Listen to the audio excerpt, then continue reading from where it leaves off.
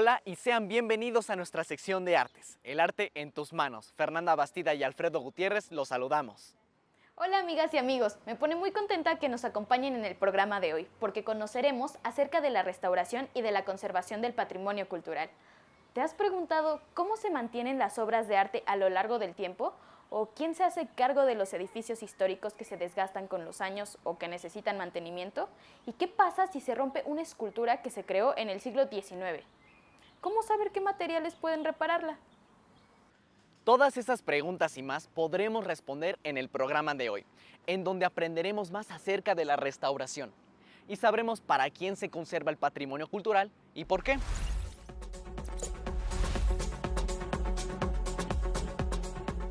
En el 2012, una aficionada de la pintura realizó una fallida restauración a la pintura mural en fresco en España, de un siglo de antigüedad.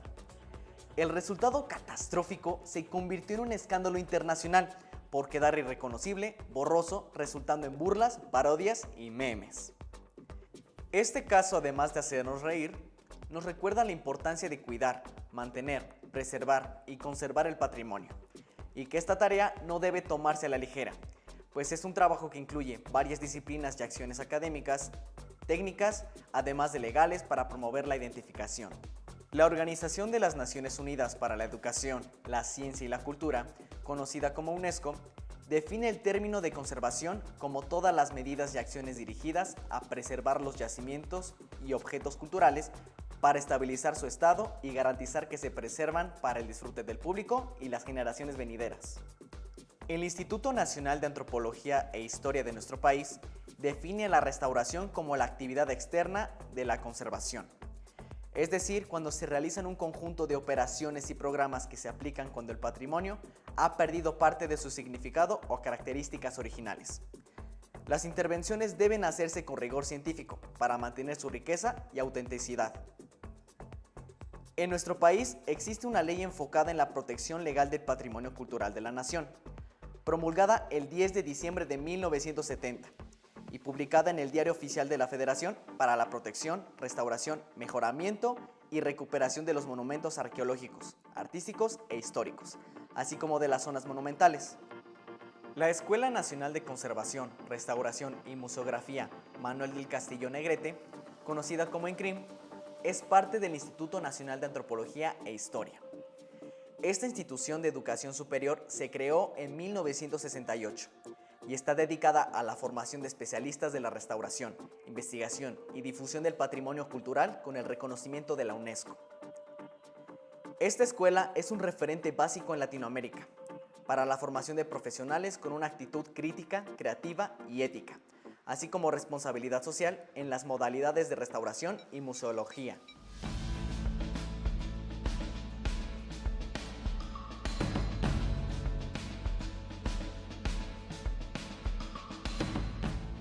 ¿Por qué es importante restaurar y conservar el patrimonio artístico y cultural? Pues mira, empezando porque en nuestro país tenemos una vastedad impresionante de monumentos, zonas arqueológicas, haciendas, conventos. Pueden ver casi que en cualquier lugar, en cualquier ciudad, tienen una cantidad importante. Vemos este ejemplo.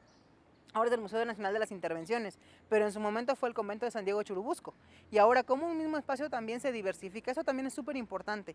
Entonces, una de las partes sustantivas para poder conservar es que tenemos una cantidad impresionante de monumentos y porque además es nuestra herencia hacia el futuro.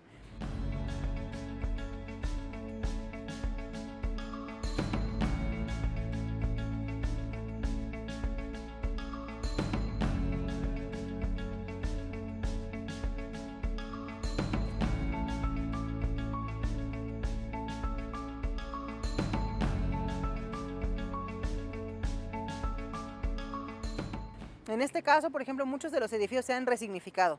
Si ustedes van al centro histórico pueden ver que un convento se convirtió en una iglesia y en un centro cultural y así, pero lo que importa no es solamente la función, sino los monumentos en sí mismos y que además también sigue produciendo obra. Por ejemplo, las haciendas, ¿no? Ahora, ¿cuántas haciendas no hay hacia el sur de México? O las zonas arqueológicas. Seguro alguno de ustedes ha ido a algún sitio, Teotihuacán, Templo Mayor, qué sé yo, en sus ciudades. Entonces, nuestro país es de los países que tienen más cantidad de monumentos, inclusive la Ciudad de México es la ciudad que tiene más museos del mundo, y entonces es súper importante porque no es nada más tenerlos, sino cómo le damos ese mantenimiento, esa conservación, para que sigan estando vigentes. Por ejemplo, en este caso es súper interesante cómo no solo se conserva el edificio, sino se conservan las huellas de las balas que hubo en la batalla. Y eso a lo mejor poca gente lo identifica. Cuando vas en tu andar no lo ves, pero lo interesante es conservar de una manera digna también, ¿no? No es dejarlos como nuevos, no es hacer una acción errónea hacia los objetos, hacia los monumentos, sino conservar su historia y que pues a la vez nos sigan diciendo algo. Esa cuestión es súper importante. Hay una frase que tenemos en mi profesión que es que lo que no se conoce no se conserva. Y eso es súper importante. Si yo no conozco, pues no sé si esto es importante o no. ¿No? A lo mejor a mí me da igual porque me va camino al metro, pero si conozco lo que pasaba aquí, que además puedo entrar, eso es súper importante. Por ejemplo, aquí los estudiantes llegan a hacer prácticas en este museo, en la zona del huerto. Tienen las fuentes, tienen los muretes, tienes pintura mural. Entonces, yo lo veo como un universo.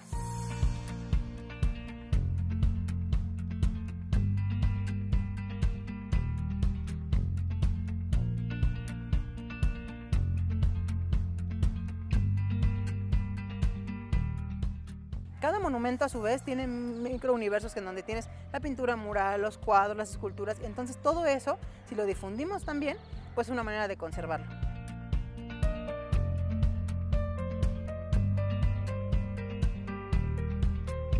Y otra cosa que también la restauración cada vez más se reconoce en el mundo de que es una acción que no es nada más llegar y pintar bonito un espacio, sino tener toda la metodología, los conocimientos para poder intervenir de manera adecuada los objetos, los bienes patrimoniales, los monumentos, inclusive zonas arqueológicas. Entonces, la verdad es que podemos incluso trabajar en colaboración con otras áreas.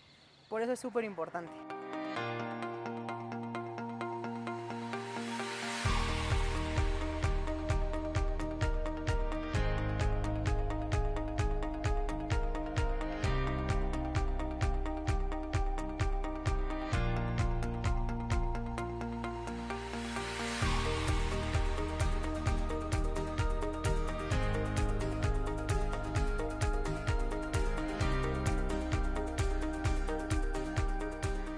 ¿Y cuál es la diferencia entre restaurar y conservar? Eso es muy bonito. Eso siempre lo preguntan. ¿Qué se restaura, qué se conserva? Cuando hablamos de conservación, es conservar en el amplio sentido. Desde limpiar una calle, desde limpiar una bajada de agua, desde hacer difusión de nuestro patrimonio, eso ya es conservar. Todos podemos ser conservadores, no necesitamos la etiqueta de ser conservadores para poder hacerlo. Y eso es todo aquello que se lleve a cabo fuera del objeto, ¿no? Si a lo mejor inclusive desde poner una luz especial en un museo, desde ponerle un capelo, desde colocar a lo mejor un objeto lejos de una bajada de agua, todo eso habla de conservación.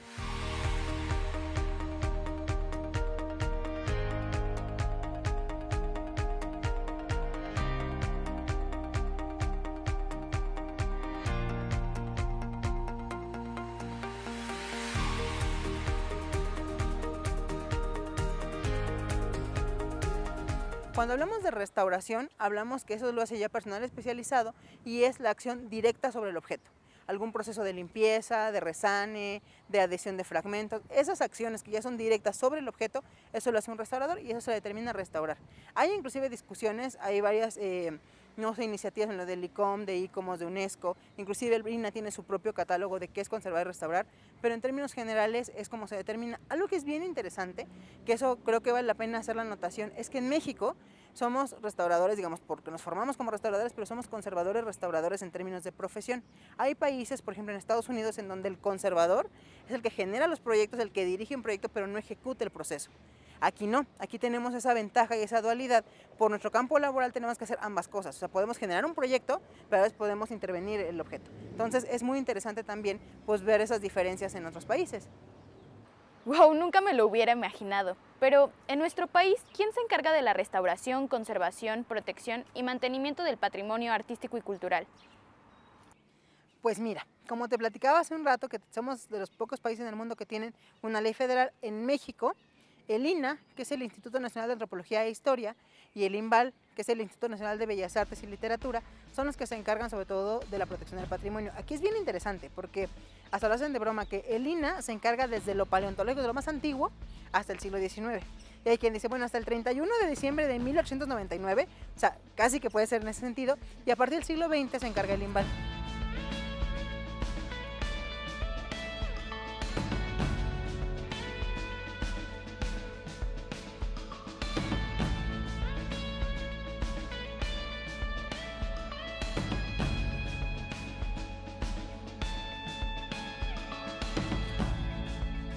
Aquí lo interesante es que si ustedes revisan, está en el internet la Ley Federal de Sitios y Monumentos, ellos se encargan, el INAH se encarga de la protección, difusión y conservación del patrimonio cultural, y el INVAL está focalizado sobre todo a crear. Aquella gente que quiere ser artista, que hace danza, que hace teatro, el INVAL se encarga más de la producción, ¿no? Y también de conservación de obra del siglo XX, pero son nuestras dos instancias a nivel federal.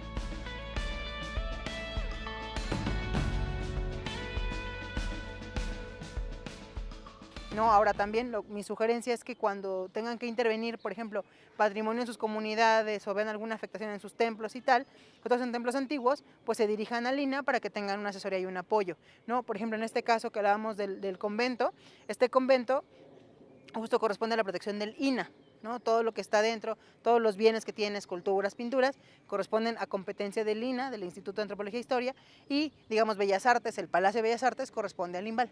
Entonces, va a ser interesante también identificar que por temporalidad, digamos que unos ya nacen con la protección por el tiempo, ¿no? Por la antigüedad, y los que son siglo XX y XXI, pues no tienen una protección como patrimonio, aunque existen artistas declarados como patrimonio nacional, como son los tres muralistas, Frida Kahlo, el Dr. Atl, María Izquierdo, varios artistas están declarados como patrimonio, más no la obra actual, pero sí tienen protección de derechos de autor.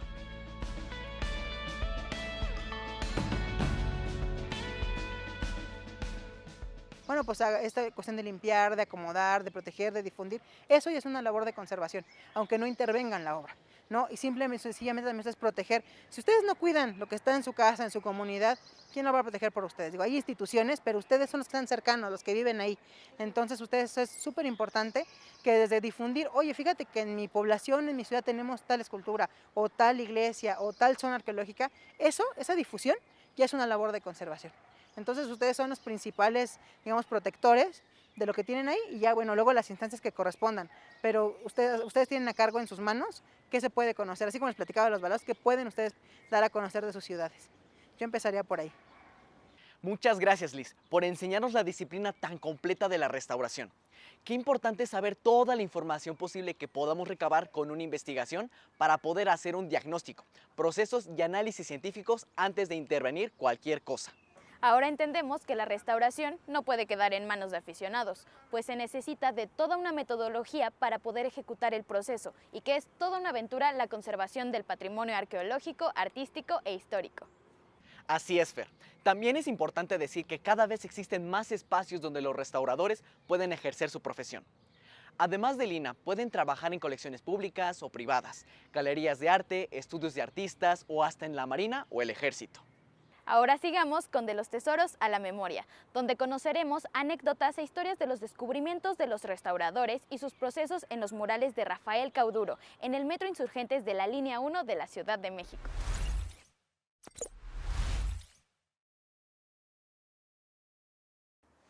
En 2011, en el Metro Insurgentes en dirección Observatorio, los murales del artista mexicano Rafael Cauduro fueron diagnosticados e intervenidos por el Seminario de Restauración de Obra Moderna y Contemporánea del ENCRIM. Estos murales representan al Metro de París y el de Londres, y fueron realizados en la época de 1980. La técnica utilizada fue acrílico sobre triplay, y fueron diseñados ex professo para el metro, es decir, que fueron ajustados específicamente para esa área. Uno de los problemas de esos murales fue que la misma manufactura del artista, realizada de manera consciente, buscaba el deterioro de algunas zonas, que por naturaleza pretendía que se desprendieran o que se cayeran por completo algunas partes. Esta intención marcó la diferencia en relación al tratamiento de restauración, ya que generalmente todo el deterioro o procesos de degradación que se observan son intervenidos, restaurados o tienen algún tipo de procedimiento. Así que se entrevistó al artista para dialogar acerca de técnicas, el alcance que tendría la intervención y sobre su postura en torno a la restauración de sus obras, aprovechando la ventaja que presenta el arte moderno y contemporáneo por estar los artistas vivos. Otro de los problemas de este mural fue que algunos de los grafitis pintados en los vagones del metro de Londres, simulando los de esa ciudad, fueron confundidos por el personal de limpieza por pintas actuales y decidieron borrarlas con solventes. Por último, el artista firma su obra con la leyenda "Aquí estuvo Cauduro", lo que invitó a que la gente hiciera sus propias marcas, escribiendo en las orillas del mural mientras esperaban subir al transporte. Imagínate el trabajar con cientos de personas que entran y salen cada 2 minutos de los vagones.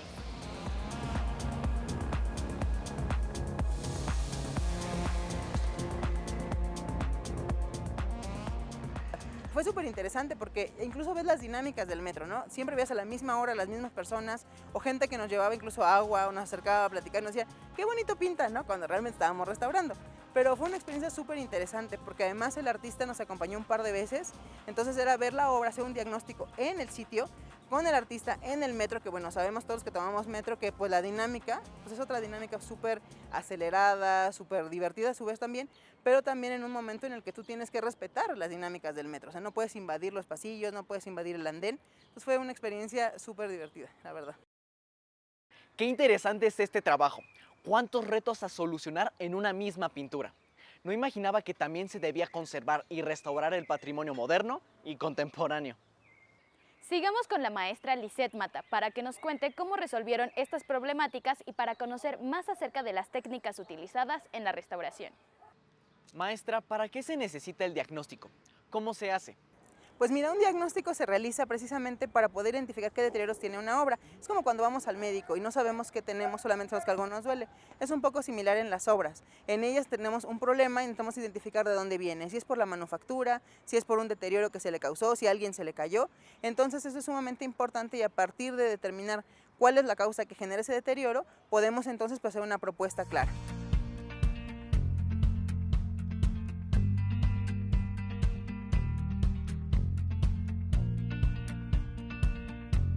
Una vez que tenemos a nuestro sujeto, nuestro objeto sea un objeto artístico, un objeto patrimonial, podemos hacer este acercamiento con luces especiales, con luz natural, inclusive con nuestros propios ojos. Podemos acercarnos al objeto, evaluarlo, revisar qué es lo que tiene y a partir de ahí entonces podemos usar luz, por ejemplo, luz natural, luz ultravioleta, luz infrarroja. Lo que sí también es una herramienta súper importante, las cámaras, ¿no? También podemos usar lentes de aumento, ¿no? Las lupas, desde nuestros lentes, nuestros ojos, para poder indagar mucho más en las piezas.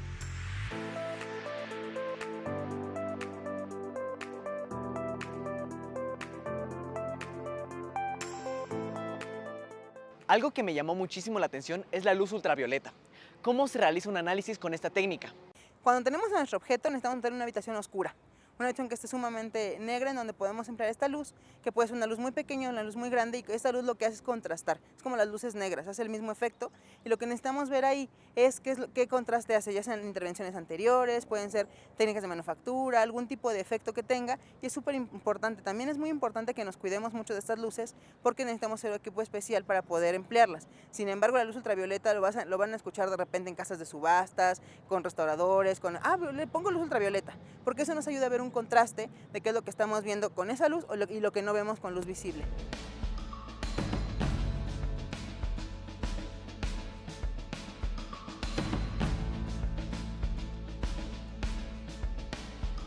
La tecnología es nuestra compañera, esa pregunta es súper interesante porque además siempre hablamos de tecnologías, ¿no? Y de ciencia, y sí, en efecto la restauración tiene este contraste entre las humanidades y la ciencia.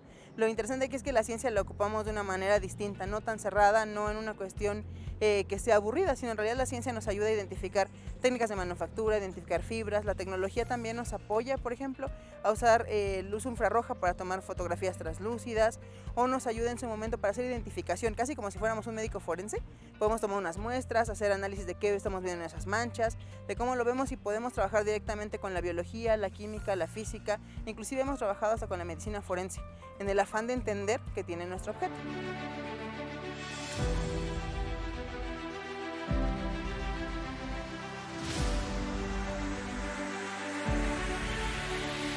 Wow, entonces, ¿cómo y para qué se hace un registro?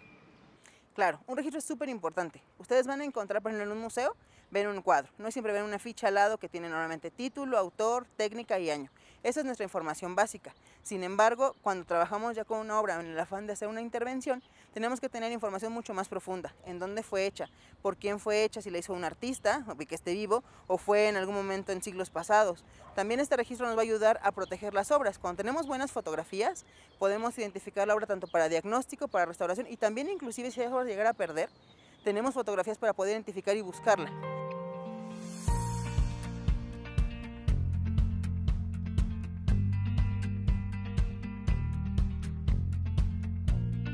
Van a encontrarse muchas veces que va a haber gente que les digan yo soy restaurador o yo sé arreglar o yo sé pintar un objeto, pero la restauración es mucho más compleja que eso y por eso es importante que estudiemos, ¿no? Que estudiemos todos los años que implica, porque vamos aprendiendo de materiales, de las manufacturas, de los procesos, de cómo acercarnos a un objeto y cómo saber cuándo ese objeto ni siquiera requiere una intervención. Es de suma importancia. Todos de alguna manera somos conservadores, todos, desde la persona que barre afuera en la iglesia, desde quien quita la basura para que caiga el agua en un templo, pero también todos desde que hacer un registro, desde hacer una denuncia, todos conservamos, pero para restaurar, que ya es una acción más directa sobre los objetos, sí necesitamos tener una capacitación y un aprendizaje mucho más profundo para saber cómo resolver un problema, saber qué solvente usar, saber si uso agua, si no uso agua, si uso una goma, etcétera. Eso es súper importante.